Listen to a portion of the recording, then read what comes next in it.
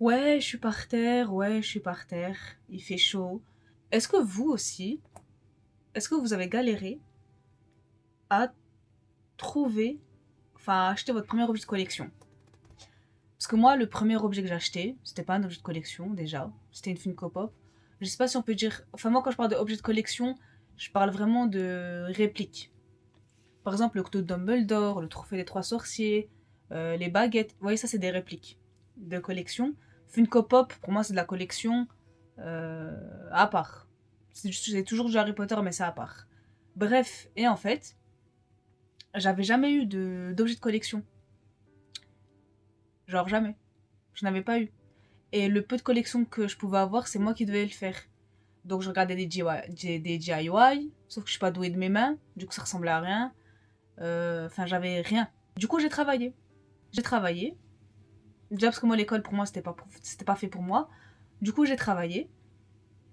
Et en travaillant, j'ai gagné de l'argent. Plutôt logique vu qu'on est en France. Et du coup, avec ce premier salaire, j'avais commencé à travailler en 2021. Du coup, j'ai amassé la somme colossale de 300 euros. 300 euros qui sont partis aussi vite qu'ils sont arrivés. Euh, j'ai acheté et quand je l'ai acheté, j'ai voulu aller le chercher. Genre vraiment, je me suis dit, vas-y, c'est mon premier objet, je vais aller le chercher. Je peux le commander sur internet. Du coup, je suis allée exactement à l'espace culturel de Mont-Leclerc. Je suis allée dans le rayon Harry Potter. Je suis allée dans le rayon Harry Potter qui aujourd'hui est tout petit, alors qu'avant il était plus grand que ça. J'y vais, je marche, je cherche, je cherche, je cherche, et je tombe sur une Funko Pop. Alors les Funko Pop, elles me donnaient trop envie avant. Aujourd'hui aussi, mais j'en ai revendu pas mal parce que j'en ai acheté beaucoup pour rien en fait. Genre j'ai acheté juste pour acheter. Et là vraiment les pop que j'achète c'est soit des exclusives, soit je les trouve trop belles ou c'est que je veux depuis longtemps. Mais par exemple j'avais acheté celle de Cédric et Harry en tenue de bal que j'ai revendue.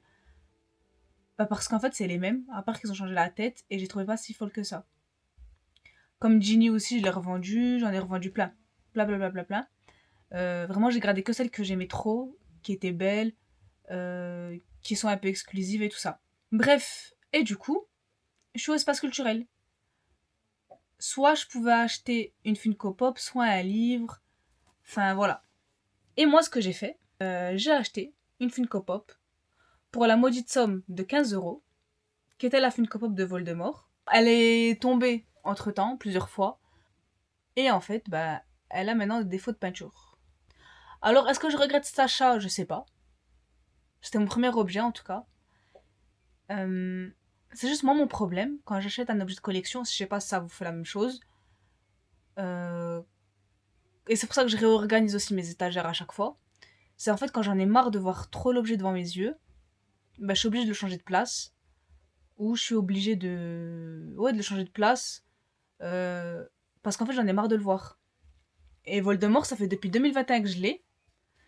Et il me tape un peu sur le système. Mais je sais pas si je l'ai gardé. Je saurais même pas vous dire. J'ai revendu plein de pop. J'ai revendu plein de pop et je sais pas si je l'ai vendu celle de Voldemort. Je l'ai vendue parce qu'aussi elle avait. Enfin, si je l'ai vendue, que je l'ai plus, parce que j'ai trop de pop, j'arrive pas à m'en souvenir. Que si je l'ai revendue, elle avait trop de défauts de peinture à force de tomber. Ça m'a saoulé. Après le premier article Harry Potter que j'ai acheté, je crois que c'était avec le Pass Culture. J'avais acheté à 80 euros un livre en 3D. Vous savez, vous tournez les pages et après il y a le. Par exemple, si ça vous dit le château de Poudlard, le château de Poudlard qui s'ouvre. Voilà. Pour la modique somme de 80 euros. Le passe culture, merci beaucoup. Puis voilà. Après, en objet de collection officiel, je crois c'est la baguette de Ginny que j'ai achetée. Je sais pas pourquoi. Je sais pas pourquoi la baguette de Ginny. Je sais pas pourquoi. J'ai toujours pas la baguette de Ron et d'Hermione. Mais je sais pas. Je crois que c'est la baguette de Ginny que j'ai achetée en premier. Non, excusez-moi. La baguette de Voldemort. Et après, c'est de Ginny. Je sais pas pourquoi Ginny Weasley.